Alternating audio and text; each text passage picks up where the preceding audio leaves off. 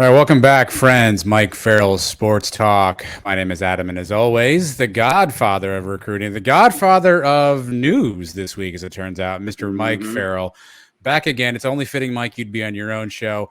Have you been busy this week? Anything going on? Anything new that we should talk about? Nothing new, Nothing good. nothing Okay, to good. talk about. All So, right, well, thanks for you joining know, us on the Mike Farrell Show. yeah, bye. So, the Arch Manning thing, if you haven't heard, and again, this is the way we live in society today. I did a podcast a couple days ago. I was asked a question: is he overrated? I said yes, and I said this. I said if his film came in under the name Arch Smith or Bill Smith or whatever, and people evaluated it, had no idea who he was, had no idea who his uncles were, his grandfather, and really had no idea how many offers he had, they would rate him as a 3-star. That's what I saw on the film, a high 3-star.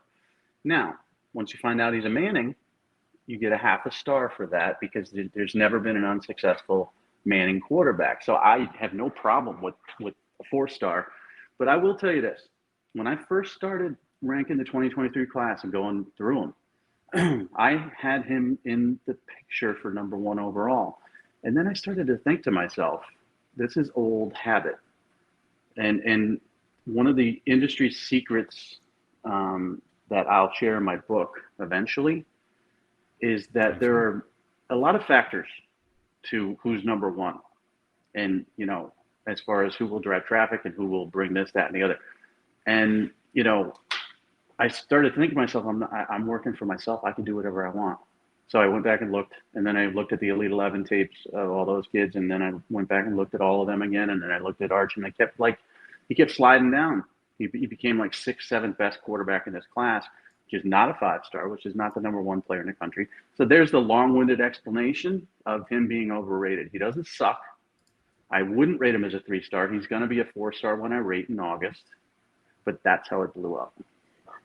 But yeah, so the comments. To be fair to you, here's what I want to do. I want to kind of direct the criticisms that you're facing your way to give you a chance to respond. Sure. So here's what I saw on social media. I saw some people say that you started him as a 3-star, and that by the end of the interview, you made some sort of a comment that he might even be a 2-star. So is that accurate? Was that your intention during that part of that conversation? How do you respond to that? No, what I will say is this, that I've been doing this for a very, very long time, back when VHS tapes were dropped, in your mailbox, and the mailman hated me. There was no huddle. There was no online film. You had to call coaches and get VHS tapes sent to you. In the days, the early days of ranking kids, the late 1990s, you really didn't know. You would get unsolicited VHS tapes too, because my address was out there and would just send me stuff. If I put in a tape and looked at a kid, and I didn't know who he was, I didn't know if he had any offers, I would have to evaluate him without any of that information, not knowing that, Nick Saban wants him, Kirby Smart wants him, Dabo Swinney wants him, those are all national title winners. Steve Sarkisian wants him, that his last name is Manning, he's the nephew of Peyton and Eli. You wouldn't know that stuff. I guarantee you, and what I said is that there are analysts out there in this industry who would rate him as a 2-star. They'd pop him up, they'd give him a 2-star, profile. And then when they found out all those offers, all that interest, the last name, oh my God, all of a sudden he would turn into a 4 or 5. Well, one of the things I read on your website, MikeFarrellSports.com, you had sort of a piece explaining kind of a fact or fiction about how you arrive at these decisions and these rankings. And one thing I'd love for you to get a little bit more detailed on, you talked about you rank quarterbacks pre-Elite 11, then you let them go to Elite 11, and then you rank quarterbacks post-Elite 11. Obviously, Arch did not attend Elite 11, but Right. You referenced in your article that you still went back and did a bit of a deep dive on his tape and his film relative to the comparison you saw from the other kids that went to Elite 11. So can you take us a little bit inside that process? How are you evaluating what you're looking at, or how that works for you? Yeah, and I've been doing this since the Elite 11 started 100 years ago. And again, I don't like to make big changes based on the Elite 11 because the Elite 11 back in the day with Bob Johnson and Nike and all that stuff was really, really great. You got a lot of evaluation out of it. You got a lot of throws. You got a lot of duress. And then it became a little bit softer as it was incorporated and bigger names started to take over. And I won't name names, but I'll say, they kind of dumbed it down a little bit when it comes to throws. Now, I'm not a quarterback whisperer or an expert, right? But it was hard to evaluate. Then they grouped it with the opening, which was awesome. Then you've got the best of the best in 7-on-7 and all this other stuff. But every year I've done this, and I try not to make huge changes based on the Elite 11 because it's not real football. But camps will show you mechanics, arm strength, velocity, accuracy, ability to throw on the run, all that stuff. And I've been doing this with the Elite 11, for 20 plus years. So my process is this: go through the camp season, evaluate film, junior film, camp film. Then the Elite 11 comes around, take a look at it, then go back and look at every one of them. And not just the guys who have participated in the Elite 11, all the quarterbacks that are highly ranked, and then compare them and look at their film again. And this is how colleges do it too. I mean, colleges will pass on a kid that they didn't offer, then they'll see 5 other schools offer him, and then they'll look at his film again and say, did we miss something? And they'll decide if they did or didn't. For me, it's the same process. Did I miss something, or was I overvaluing this kid? And I'll admit I was overvaluing Arch Manning because of the last name. And it just struck me after looking at all these Elite 11 quarterbacks that I was doing that. So if you, and again, I know you're not a quarterback coach, you're not a quarterback whisperer, as you said, but if you were advising Arch Manning, where are the areas of his game that you think you need to see more consistency or a little bit more of, where you'd say, hey, I think he actually is trending in that really top upper echelon? Well, listen, he's a big kid, right? He's 6'4", he's 215 pounds. He's got a live arm. He doesn't have an elite arm. It's not a special arm. When he gets to Texas, he's going to see a special arm in Quinn Ewers. Now, that doesn't mean Quinn Ewers is a better quarterback or will be a better quarterback, because a lot of it's between the ears. And that's why the Manning name is worth a half a star to me, because he's been tutored and coached by some pretty great quarterbacks. Yeah. Level of competition isn't great. It's small football in Louisiana. He was exposed a little bit in the playoffs. He had a real bad game. I think it was 6-17 with a pick, and just couldn't get in a rhythm at all. Now, he doesn't play with elite players, but one of his receivers is going to Texas. So that's, it's good enough. But he's in a private school and he's playing there for reasons. If he wasn't named Manning, he would have probably either not gone there or transferred out to a bigger, higher classification. So what I really want to see, it's not a mechanical thing. His footwork is solid. His mechanics are solid. His arm is solid. But there's nothing that jumps out on the film to me after watching it over and over again. And actually, believe it or not, wanting to see 5 stars. I really wanted to, because I want to have Arch Manning be a 5-star. Nothing popped off the film that says, wow, this is Trevor Lawrence.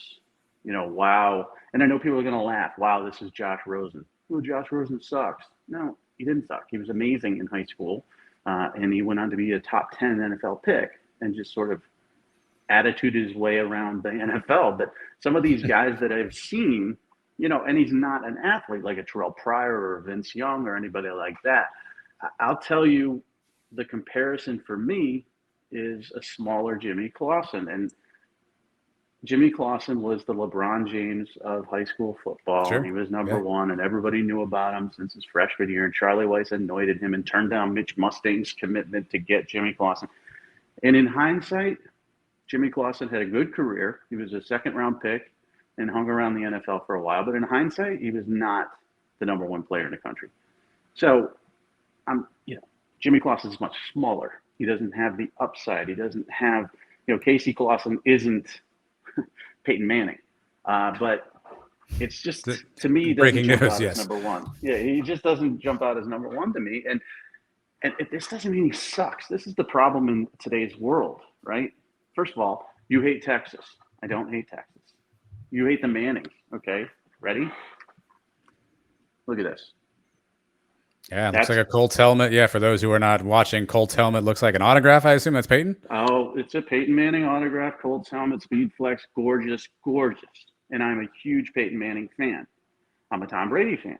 How can you be a fan of both? I like football. I like good football players. I don't have an Eli one because he's not good enough for my collection. No Okay. offense to Eli. Listen, you beat Brady twice, but your career was not Peyton Manning's career. That's, by the way, So that's it's, not going to help you get people to believe you do. You like the Mannings, by the way. well, that's true. By that, well, Just listen, FYI.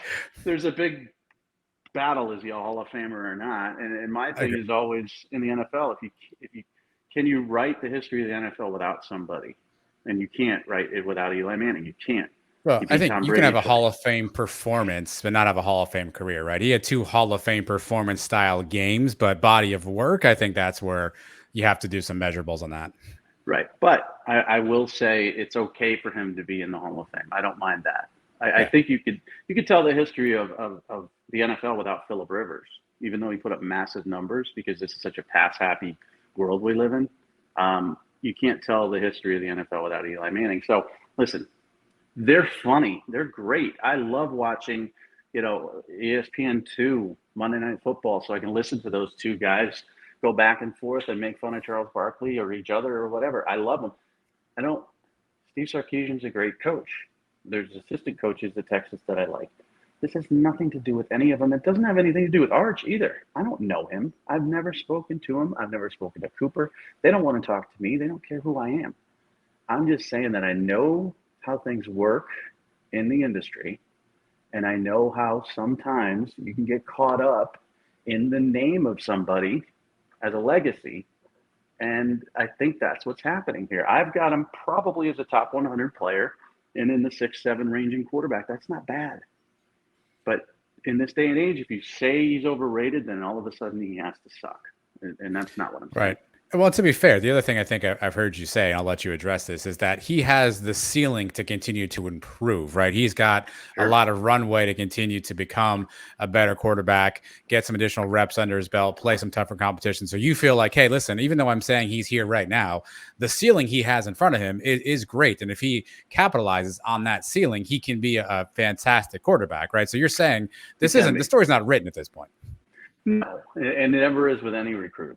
I don't care who you are. It wasn't written with what the heck's his name? Kyle Wright. Okay, old time Yeah. fan Miami. of Yeah. Miami, right?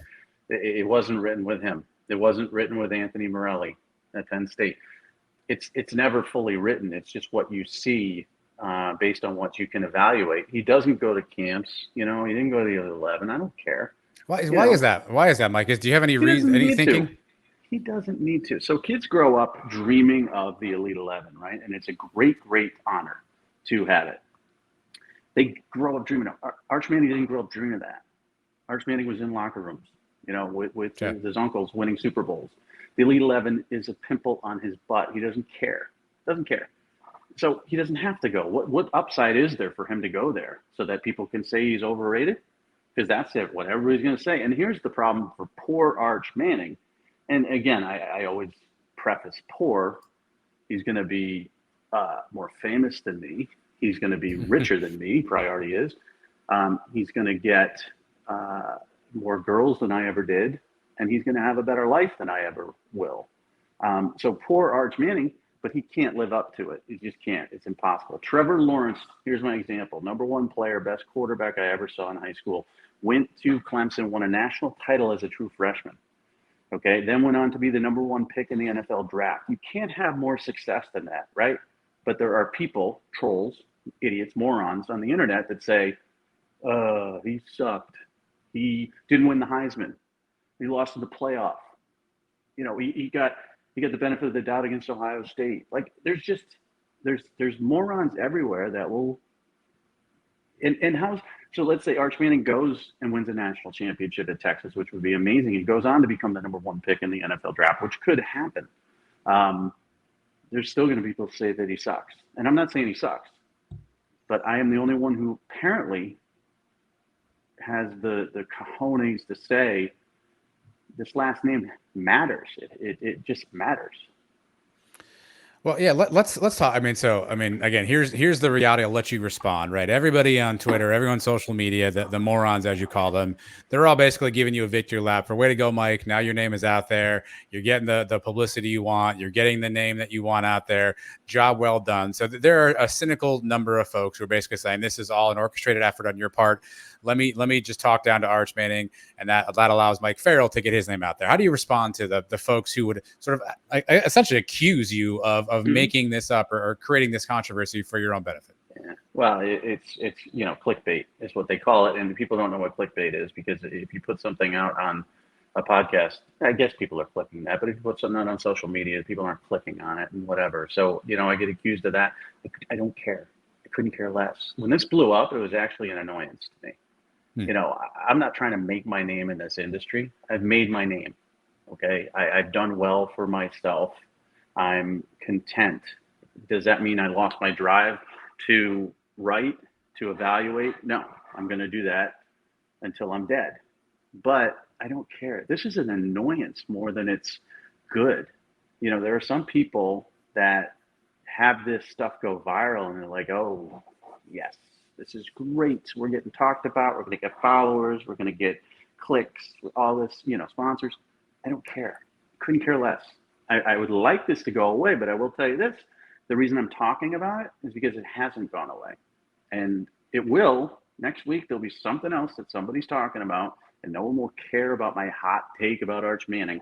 And I'll be happier then than I am now because I'm really tired of it. Because in this world, something that is considered disparaging gets you 100 times more attention than something that says great. I said last week when I was doing my Elite 11 breakdowns that it's a great battle between Malachi Nelson and Dante Moore as the number one player and quarterback in this class. Guess how many people cared? 3. A couple USC fans, a couple Oregon fans, bleary-eyed, waking up at 11 or whatever they do out in the West Coast, and looking at it and like, oh, sweet. But I say Arch Manning's overrated, and all of a sudden the world is paying attention to me. That's stupid. I don't like it. Well, you mentioned, I think 5 maybe quarterbacks ahead of Arch. I think I heard you right. You said he's about the 6, 7 spot. Who are those quarterbacks you have in front of him right now? I'm still going through it. There's Vizina going to Clemson. I like Nelson going to USC. I like Dante Moore going to Oregon. I like. There's some others that I saw at the Elite 11. I don't really want to put out the list. I mean, Nico Imalavea going to California. He's from California going to Tennessee as a kid. I like. He didn't participate in the Elite 11 either. He was playing volleyball. Right. There are other players that I do like. Those are like 4 that I'll be comfortable naming. Okay. Is Eli Holston one of them? No, he's the Alabama commitment. I think Alabama would have really liked to have Arch Manning. And listen, Kirby and Saban are defensive coaches, but Bill O'Brien's a pretty smart guy, and he was successful as a head coach and a general manager in the NFL, and he knows more about quarterbacks than I ever will. Todd Monken knows a lot more than I ever will. On and on. These guys are smarter than me. They like Arch. But I will tell you this, there's this assumption that he was number 1 on everybody's list, and that is completely false. Not true at all. Everybody wanted him, but there's also about 9 quarterbacks that everybody wanted in this class too. And obviously, Arch still has time to improve, right? So my assumption would be, I'll make an assumption, you tell me if I'm wrong, that as this next season goes on for Arch, if you see that improvement, you will not be shy about saying, hey, this kid has improved. I see him in that 4 or 5 star rating at that point, if you see sort of the progression you're hoping to see, correct? Yeah, that's how it works. We've had a lot of kids that over the years that we ranked lower than some other people did, and we bumped them up and said we were wrong. Being wrong is part of this process. I mean, people brought up the Mahomes tweet where I said Patrick Mahomes, that was the worst move of the draft by the Chiefs trading up to get Mahomes, right? I was wrong. Really, really wrong. A little bit, yeah. Stupid of me to say. But at the time, I was thinking Deshaun Watson, who's had other issues on the field. He's been really good. I thought Deshaun Watson was the guy they were trading up for. So I'm like, okay, the Chiefs are being smart here. They're moving up. They're getting Deshaun Watson. I think because I thought he was the best quarterback in that class from a talent and competitive standpoint. And then Andy Reid goes and gets Patrick Mahomes, and I'm like, this guy freelances like crazy. I mean, he's off platform all over the place. And for us quarterback purists, that's scary. And now you see everybody imitating it. Zach Wilson and the New York Jets got drafted so high because he's off platform. That's the whole big thing, off platform. Now you see at camps these kids throwing underarm, and sidearm, and behind their back, or no look passes are a thing now. Yeah, and it's like, yeah, they see Matthew Stafford do it in the Super Bowl, and all of a sudden, there we go. We're going to do that, and only select people could do that because they're really, really good at it. So yeah, I was wrong about that. I'll be wrong about plenty of other stuff. I was part of the crew that had Kyle Wright as the 5-star quarterback heading to Miami. I mean, Brock Berlin, it goes way, way back. Mm-hmm. We're always wrong. We're always right. And it's probably for quarterbacks, maybe 50-50. All right. Anything else you want to add on Arch Manning? I don't want to make this the Arch Manning experience, or anything else you want to add for the public who wants to talk more about. My assumption is at this point you're done talking about this. You're going to move forward. So your final comments on this. Well, listen, I got national radio shows lined up the butt for the next 2-3 days. So I'm going to continue to be talking about this because that's what they care about. They don't give a crap about anything else. They want to hear my take on Arch. So I'll still be talking about it as long as people want to talk about it. But I can't wait for this to be over. And I will tell you this, I think it's going to be very difficult for the big companies out there, and we know who they are, to drop him from number one. He's number one everywhere. And it's going to be really, really difficult to drop him from number one. So maybe I'm in a position of power in some ways where I'm going to have him lower. And then I can move him up if he's the number one player in the country and say, oops, I'm an idiot. Right. But I will tell you this, he's locked in at number one. He's committed to a big, big program. Everyone's going to have a whole lot of trouble dropping him down. And I will guarantee you this, nobody's dropping him from a 5th star. Nobody. And I'm sure people are screaming at their car radios right now or whatever, asking me to ask this question. Why won't they? I assume I know the answer, Mike, but why won't they drop him down? What will cause them to not drop him? It's just hard to do. It's really hard to do. And I will tell you this, nothing's rigged, but when you get into rankings kids so early, and when I started doing this, you were ranking one class. I think I started with the 1998 class, and that was it. We didn't care about 99. And then things started to progress. And then as competition came in, right around 2010, 2011, competition started ranking classes below junior and then below sophomore. So you have to rank these kids earlier, and you have much less of a body of work to do so. But herein lies the rub, is that if you rank a kid extremely high and then you drop them, you're going to be accused of dropping them because you hate that fan base, or you're biased, this, that. I mean, it's easier to move kids up because everybody loves that than it is to move kids down. So yeah, he's probably going to have a really good year. He had a good freshman year, and it's very rare to start as a freshman quarterback at that school. He had a solid sophomore year and a solid junior year. I mean, he hasn't progressed, but he hasn't regressed. He's just kind of been steady, and I think he'll be steady this upcoming season, and he'll put up numbers. He'll probably have 32 touchdowns and 3 picks, and I don't think he's going to drop further, but he's probably not going to attend any of the All-Star games, because why would he? You're probably going to just be able to evaluate him during the regular season against low-rated competition and maybe one playoff game, maybe 2, and that's it. So his evaluation period is over for him. So dropping him, I mean, he has to do something really bad, like a nationally televised game where he throws 4 picks. And even then, because the last name's Manning, it's going to be difficult to drop him. Let's move on to another quarterback that made news.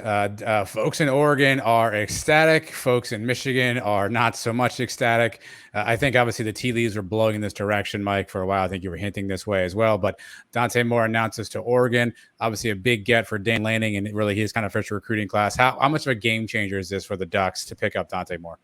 It's their version of Arch Manning, but it's a smaller version because, Dante Moore's uncles aren't legends and his grandfather's not a legend. To be But fair, do it's we know for, his uncles? I don't know. Do you know his we uncles? I don't. don't I want to mean, say maybe that. they're Okay. All right. legends in something All else. right. Fair I enough. don't really know, and I don't. I just know that there's not the bloodlines there, and that's going to make national news. I mean, it made news. It's a big deal. Most of the news was about Harbaugh and not being able to recruit because C.J. Carr, Lloyd Carr's grandson, went to Notre Dame, and then Dante Moore at MLK leaves the state to go to Oregon. What's wrong with Harbaugh? Blah blah blah. That's most of the headlines around Dante Moore. What it should be is Dan Lanning taking over from Mario Cristobal. The bar's very, very high recruiting. And the relationship that he has with Coach Dillingham there, the offensive coordinator, and the way they played this, it's difficult to restrain yourself sometimes in recruiting. And everything I've been told about Dante Moore, and I know him as well as I know Arch Manning, which means not at all. I've never interviewed him. He doesn't even follow me on Twitter, which is a little bit insulting. I don't expect Arch to follow me, but Dante, I mean, come on, But everything I've been told about this process with him is it's relationship driven. It's not, you can't over recruit this kid. You can't be, in his grill all the time about recruiting. You have to talk about everything else. NIL is a part of everything, but it's not NIL driven. So this isn't, Phil Knight dropping buckets of billions of dollars on the kid like everybody else thinks. Like, oh, geez, Michigan can't compete with Nike money. No, this was well played. And I think, honestly, it came down to trust. And I think, Harbaugh interviewing for the Vikings job opened the door for somebody else to come in and steal this kid. Yeah, I was going to ask that question. I mean, I don't want to make this about Harbaugh, but that's obviously the natural next question here. Is Harbaugh had this kid, I think, since 8th grade, right? He was in this kid's ear. He was talking to him, offering him. I mean, Kenny Dillingham just got to Oregon from Florida State, right? So he had to build that relationship a lot faster, a lot quicker than Harbaugh did. So do you think Harbaugh missed because of the Viking stuff, because of his offense? Do you have any sense for where Harbaugh fell short on this one? I think my guess is, the Vikings. I don't know if that's true or not. I know things sort of turn. So the way the timeline here works is that Dante Moore was looking at Notre Dame, and then C.J. Carr committed there. And I don't think Michigan really cared that much. I mean, yeah, they would have liked him, and then Notre Dame started talking about C.J. Carr accelerating and becoming part of the 2023 class.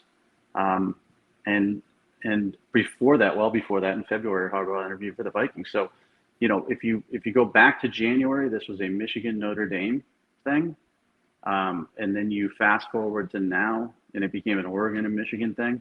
Notre Dame got their guy, and I think it just two and two together. I mean, the relationship with Dillingham went up, and the relationship.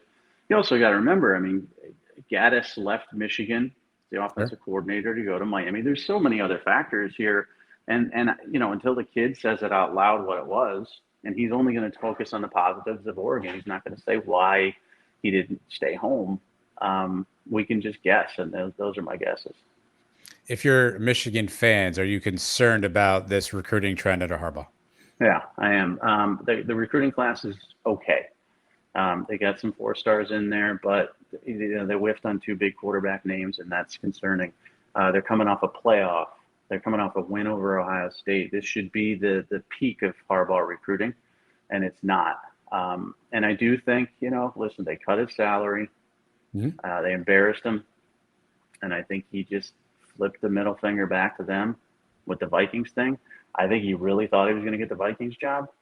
And now it's kind of a weird dynamic where he's back and he says he's never going to do it again. But it's being used against him in recruiting. I can't say kids don't believe him because I don't know what kids believe or not, but I know it's being used against him in recruiting.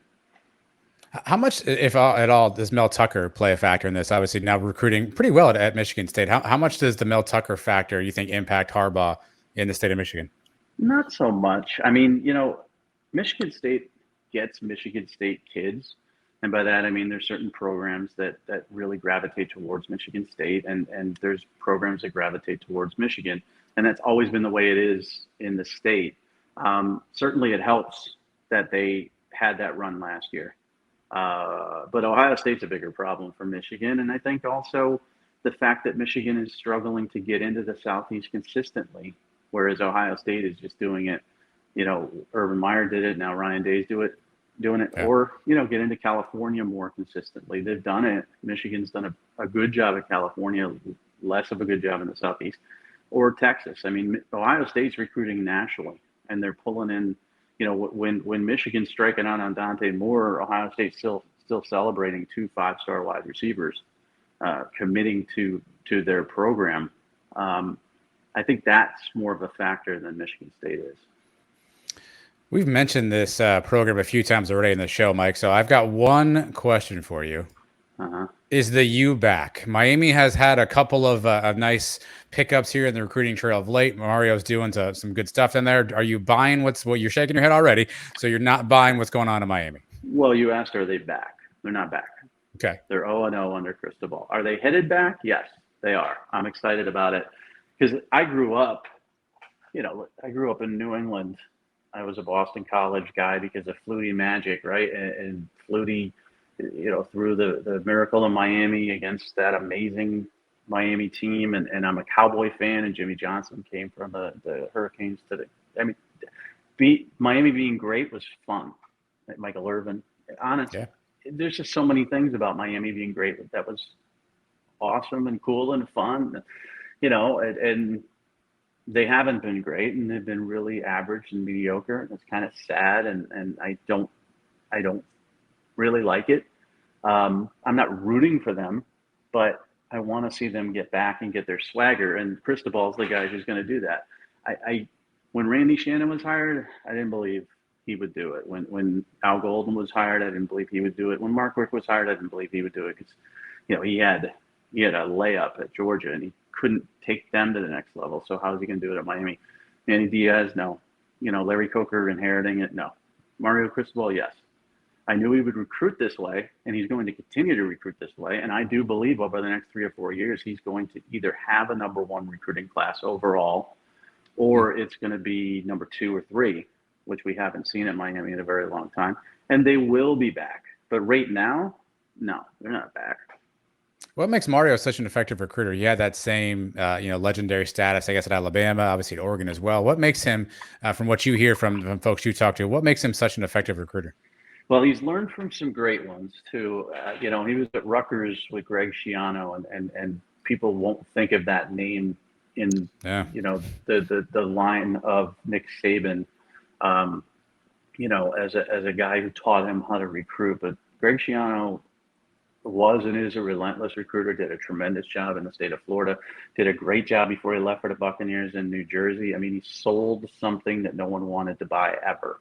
And that was what Mario Cristobal learned from him. Then he goes to FIU, and he gets run out of there, which he shouldn't have ever been run out of there because that's a disaster program. And then he ends up in Alabama, and he learns under a guy named Nick Saban, and he's part of that class. That amazing recruiting class that won multiple national titles. And then he goes to Oregon and does the same thing. He's learned from the best. He's relentless. He's affable. He's personable. He gets it. There's a lot of coaches that are affable, personal. They get it. They work hard. They're relentless. Something about him just, I don't know. It makes you want to hang out with him and be his bud. And I don't want to be his buddy because I don't want to be buddies with anybody, but I get it. When I talk to him, I could feel the excitement about the U, and even I got that at Oregon, but now it's infectious. He couldn't be happier. If Nick Saban retired tomorrow and Alabama said, come here, he would say no. There's no job he wants other than this one, and I think he's going to be successful.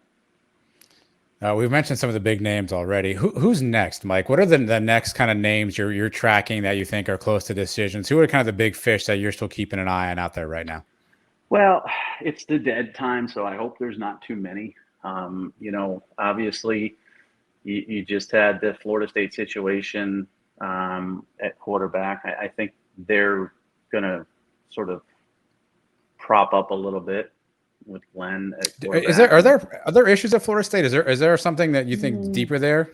No, I just think Mike Norvell inherited a bad situation. I mean, Jimbo left the cupboard bare for Taggart. Taggart didn't help anything. And then, Norvell gets hired during COVID and he can't do what he does. And now he's playing catch up ever since. They've had some stinging losses. I mean, Sam Howell going to North Carolina would have changed the trajectory of Florida State from a national offensive perception. So sometimes you miss on one guy or you lose one guy late and it could just change everything. I don't think Norvell is doing a bad job. I still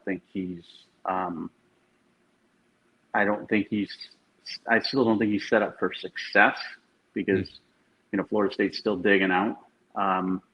But it's funny because everybody's like, okay, Coach Dion is our next coach already. It's like Coach Dion. And that's got to be tough for Norvell. And he's been given longer than Taggart, and that's tough too. So there's a lot of things going, but they're going to upgrade at quarterback.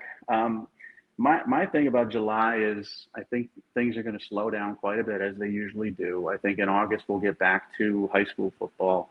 And then the kids who wanted to save their official visits or take a few official visits during the season and into December, you'll start to see another flow of commitments around then. It's the same with the portal. The portal's kind of dead now. Yeah. So I don't have anybody I'm really looking at to make a decision. There will be commitments and we'll evaluate them as they come. But I think we're going to start seeing a little bit of a lull when it comes to commitments. And then at the end of the season, is decommitment time, because at the end of the season, the portal blows up.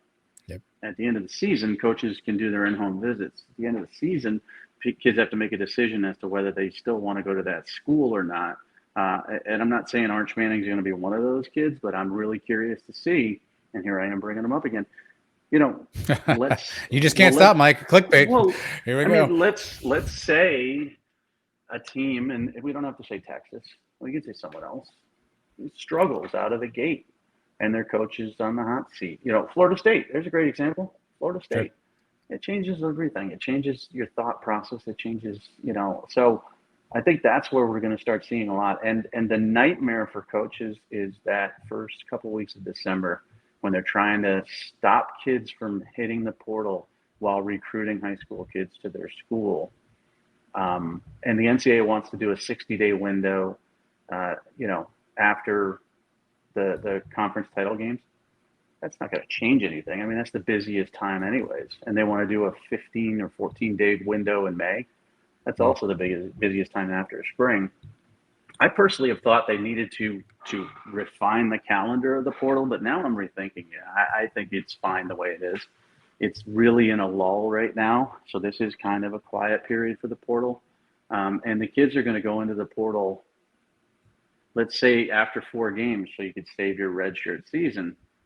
You can't go in. Well, then you're just going to wait till December, and then everybody's going to go in at once, and then coaches are going to just lose their mind because all of a sudden one day 500 kids are in the portal and they don't know what to do. So the next busy time for recruiting and the fun time for recruiting is going to be probably at the end of the season.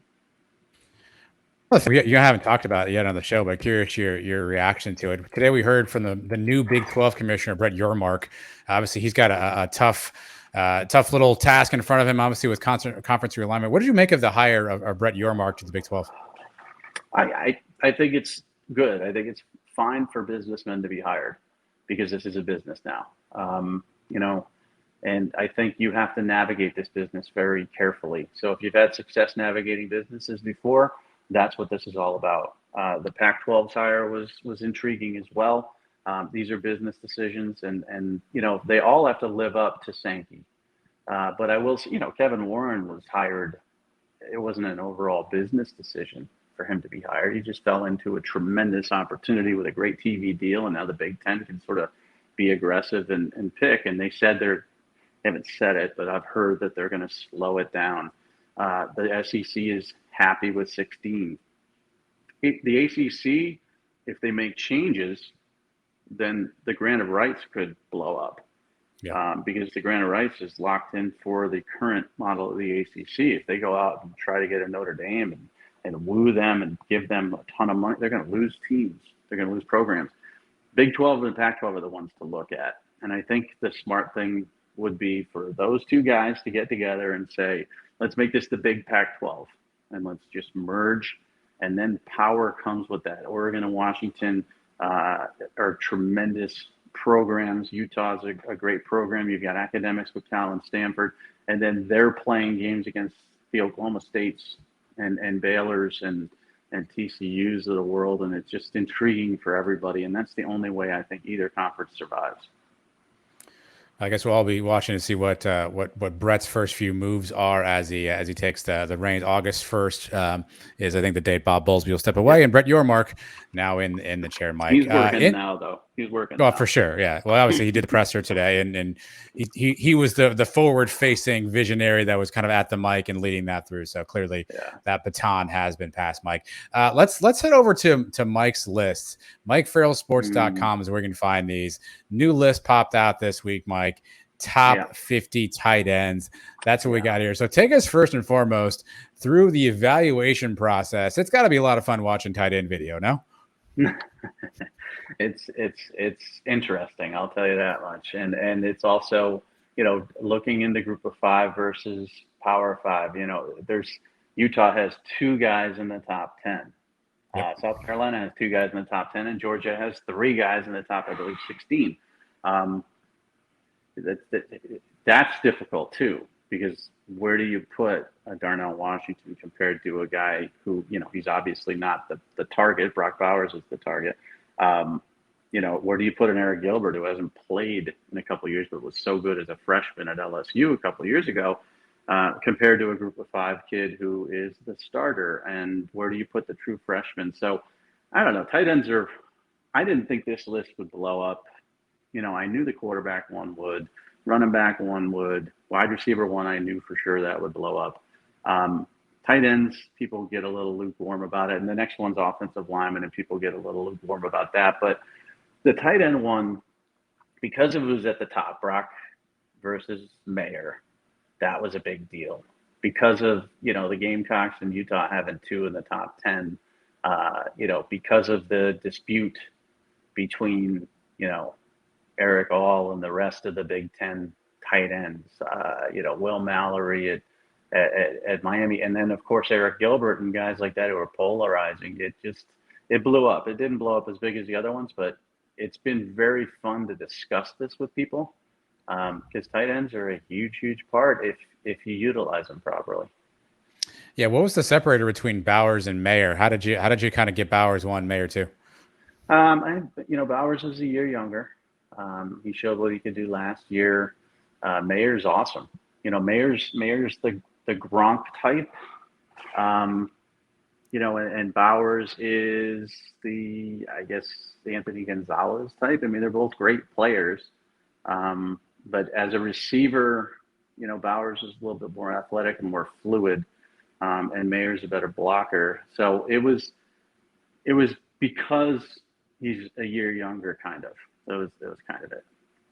How big's the drop off between 2 and 3? Obviously Bowers, Mayer, probably the top two. How big is that drop off before you get to your third tight end? Huge. It's big. A lot of people look at this list and say, "Oh my gosh, it's talented." And Matt Miller, who works at ESPN now, mentioned how talented the tight end group is. It is, but after the top two, there's a bit of a drop off, and you're not going to see multiple tight ends in the first round of the NFL draft. That's just not the way it works there. It's the same as running backs.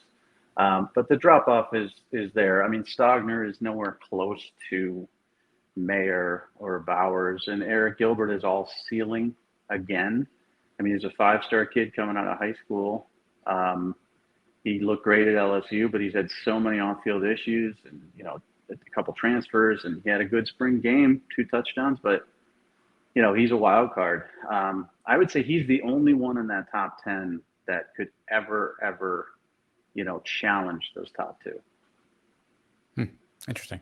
One name that caught my attention, you were talking about as you started, group of five, power five, sort of how do you differentiate that? Number 22 on your list, Kamari Gamble, went from Florida to UCF. How do you evaluate him sort of in a new offensive system, sort of changing levels, if you will, right now, even though UCF plays some really good opponents? How did you get Kamari Gamble at 22? You guess. I mean, Fair enough. I'll take it. listen, I mean, 22 versus 24 versus 25 is like, where do you slot him? I liked what I saw of him at Florida, and I think he's going into a situation where he'll be targeted a little bit more. But And so, he's also behind some guys that haven't done as much, and that's based on ceiling and such. So, but really, honestly, and I'll be honest, I'm honest about Arch Manning, and I'm honest about rankings, and I'm honest about everything because I've been doing this for so long. I can be honest. A lot of this is just, it's not darts at a dartboard, but it's like, how do I get Davis Allen number 26? Should he be number 20? And you have to make those decisions, and it's fluid and fluctuates quite a bit, and it's going to change quite a bit, but that's what's fun about it. This isn't me saying I'm the expert. You guys all suck. This is perfect 1 through 50. You're all idiots. This is me saying, this is kind of my shot at it. That's my opinion. And tell me what you disagree about and tell me what you agree on. And if you're not a lunatic fanboy, if you think Eric All should be number 1 because you're a go blue face painter, great. But if you're like a football fan, let's discuss and talk about it. That's the fun part. all right, well, give me some names on this list then that maybe people don't know or haven't followed. You think can have maybe a solid year, even a sort of a breakout season. So funny because I can't even see the list because it's so small on my phone. But Davis Allen is one of them at Clemson. I mean, if they had a good quarterback, and then DJ could be a good quarterback, or Cade Klubnik could be a good quarterback, I mean, we'll have to see. He's a guy that I think could be much higher. They've used the tight end in the past when they've had quarterbacks that know how to check down. The interesting guy is Keon Zipperer at 50, because Gamble's gone and he's supposed to be the guy, but I'm not even sure if he's the best tight end on this particular roster. And then Otton Washington, a lot of people were like, well, why would you even have him? He's a true freshman. They've got 2 other guys. This is sort of a projection as to, I'm not saying he's going to be Brock Bowers, but I'm saying that he's talented enough. Obviously, he's got the bloodlines with his brother being in the NFL now, that he could jump in there and really make a difference. And I like Kuntz at Old Dominion. He's a former Penn State guy. I think he's found his fit.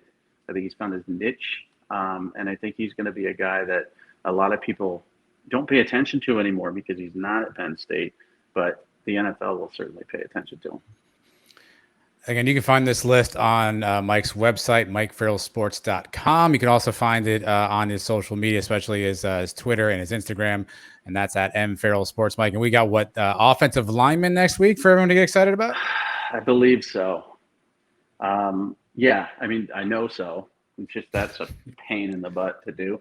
And it's not going to break it out to tackles and guards and centers. I'm just what are we doing, Mike? Oh, yeah, I'm just going to lump them all in there and see what happens. And so what I do on these is I try to see what the feedback is and who people complain the most about. So I still owe a tight end article, which will be an explanation from 1 to 10, 11 to 20, and on and on and on, as to why I felt one thing and fans felt another. And so that'll be done. And then the offensive line, I've already started to dig into the offensive line a bit. That'll be the least sexy one, and then we'll move into defensive linemen. And again, tackles and ends are going to be in there. So people are going to go crazy. Like, oh my gosh, how Jalen Carter should be in his own category versus Will Anderson. And then linebackers, then defensive backs. And then I'll be done. And then I can start over because football camp will have started and we'll start to get a sense as to who's going to win the Texas A&M job and who's going to win the LSU job and all that stuff for quarterbacks. And I could start over and tick people off even more with a preseason list. Are you going to do top 50 kickers? Is that, Mm-mm, did I miss that? Oh, no no, kickers, Mike? or long snappers. Kickers. Listen, Wow. I've always said this. Always, kickers are not human beings. They're not. Mm, They don't belong on a football team. mm. And that's people get really upset about that, and especially kicker families. I will tell you, the most decorative film packages I used to get in the late 90s and early 2000s were from kicker parents.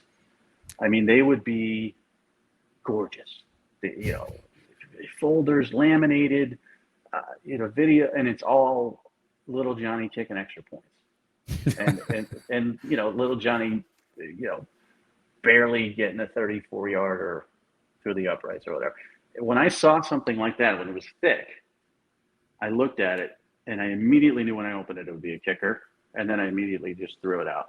Now, kickers are important. They win football games, and they can lose football games. But what I really don't like is that there's guys out there, blood, sweat, and tears. Jerseys are all bloody and dirty, and they're killing each other. And then the kicker trots out with the clean uniform, and he's the one who's deciding whether or not this football game is won. Football would be extremely interesting if there was no such thing as an extra point or a field goal. Think about that for a second. Okay.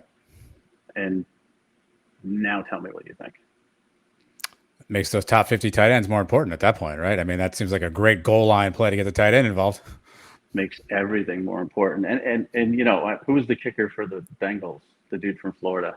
I forget his name. Evan McPherson, I think. Listen, great kicker. Won 2 playoff games for them. And he watched the halftime show. Why? Because he doesn't need to go in the locker room. He doesn't need to hear any strategy. You know what you do? Kick it through the yellow things. Yeah. Yeah, we need you to kick a field goal now. Do you know how to do that? And that I guess I'm not upset about it, but I'm like, if I'm a 6'4", 330-pound offensive lineman who's had a guy, bull rushing me all day long, and a kicker goes out and misses a 32-yarder, I just want to kill him. Wow.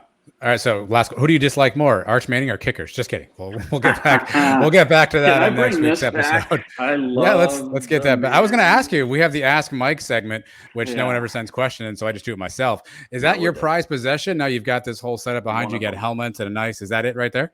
One of them. The best one, and I'll bring it out, is the Tom Brady Michigan one. Oh wow. And it's funny because Michigan fans think I hate Michigan.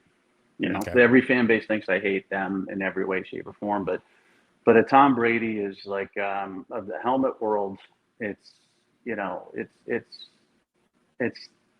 Ark of the Covenant, and I wanted a Michigan one more so than a Patriots one because I grew up in New England, and I don't dislike the Patriots, but I'm not a Patriots fan. And I didn't want a Buccaneers one. And Michigan has beautiful, gorgeous helmets, so that's my prized possession. This week, the British Open tees off. Now, apparently, it's the Open Championship. I don't know when we changed that, by the way. When I was growing up, it was the British Open. Yep. Who knew? So that tees off at like 1 a.m. East Coast time here Thursday morning, Mike. Who do you got? Who's your money on? I'm going Shoffley. Wow. I haven't made my picks yet, so I'm in a pool where you pick golfers from 7 different tiers. So, all the big name guys will be in tier 1, and you just pick, some unknowns in tier 7, and Tiger Woods is in tier 3.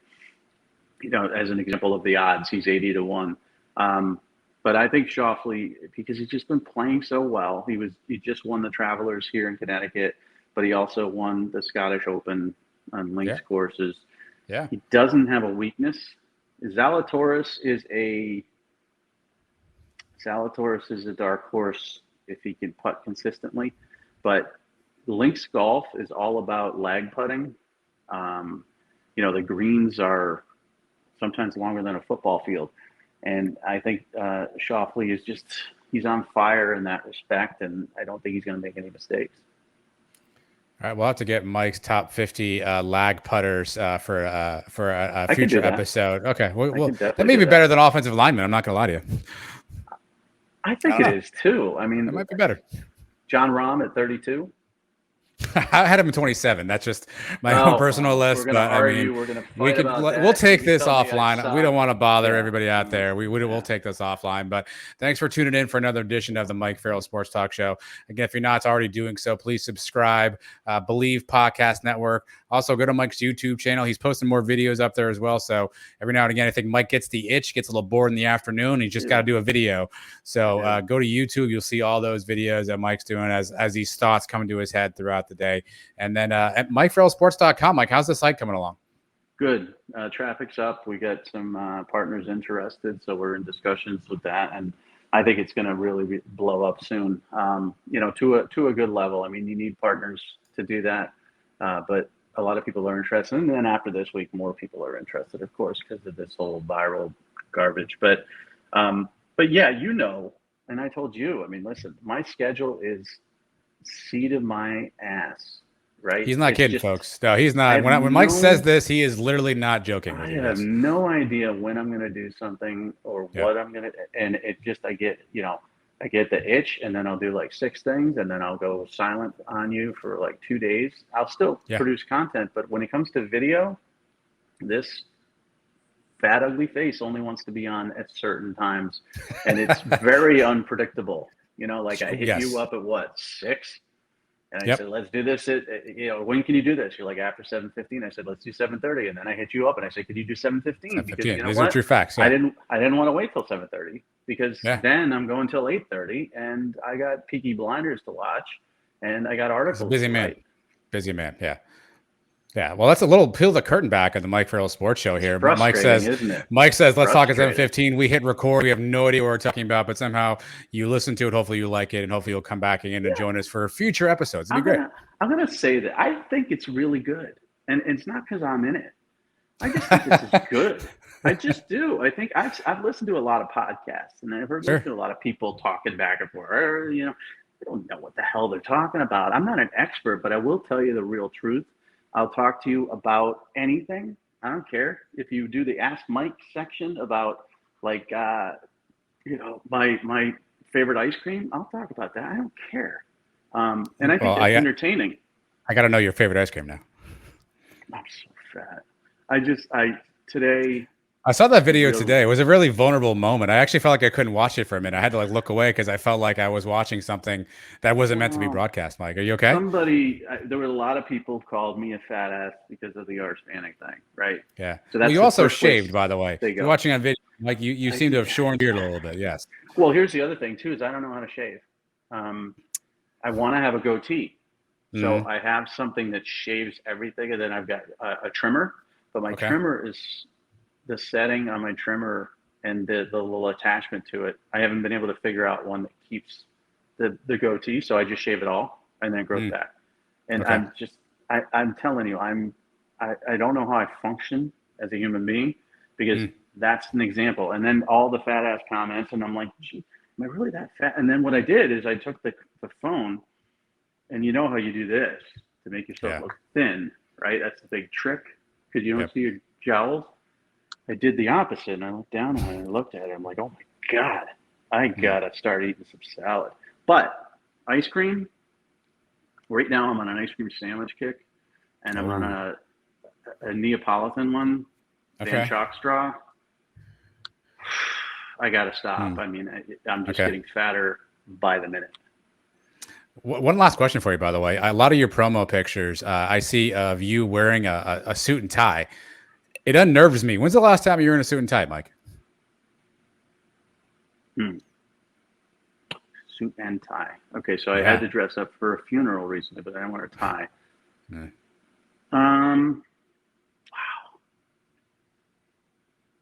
I don't know. That pandemic life treating you good. I like it. I think it was probably the NBC All-American game the last time I was on TV doing that. Okay. And that's we're talking like 2013. Yeah, you've got this nice picture. You've got a little suit and tie situation, you got a coat on, and I'm always like, which one? That's Mike. And it takes me a second because there's another guy in the promo with you. And I have to orient myself to figure out which one of you is Mike. And then I'm like, it's the suit and tie. How did that happen? First of all, that's like 9 years old. That's 9 years old, about 40 pounds ago. and I look good in that picture, but it's the only picture I'll use. It's angled. As you can see, it's not straight on. I don't like straight on pictures, and I don't like it. So you notice on my website, there's no picture of me because I'm not a photogenic human being. So all the pictures that I have mostly are from 10 years ago in a suit when I was doing television for either ESPN or NBC. Well, behind the curtain, look, if you stuck in for this, you got some nuggets from Mike, a little behind the scenes, a little behind the curtain of MikeFarrellSports.com. Again, thanks for tuning in for another week. Again, make sure you subscribe and follow Mike everywhere you can follow him on social media, and check out that website. We'll be back again soon. We don't know when. You just heard Mike's schedule. It's whenever. So if you subscribe to the YouTube channel, though, by the way, it doesn't matter because it just pops right up in your feed. You just get an alert. Like, you don't have to worry about. I'll worry about Mike's schedule. You don't have to. You don't have to. I'll take care of that for you all. So just subscribe, and that's all I'll take care of. Every random moment I can, I'll hit you up and just say, "Hey, it's 9:30 in the morning. Could you pod?" Yeah. And you're like, "I got a job, jerk." I might be able to do 9:30. Actually, I'm usually pretty slow at 9:30. We should work on that. Okay. Well, work this out. I can't schedule anything. I know. Nothing's scheduled here. Nothing is. Nothing. I did not write it down. No pen in my hand. My hands are free, and you are free to go, everybody. Have a fantastic week, and we'll talk to you soon. Take care.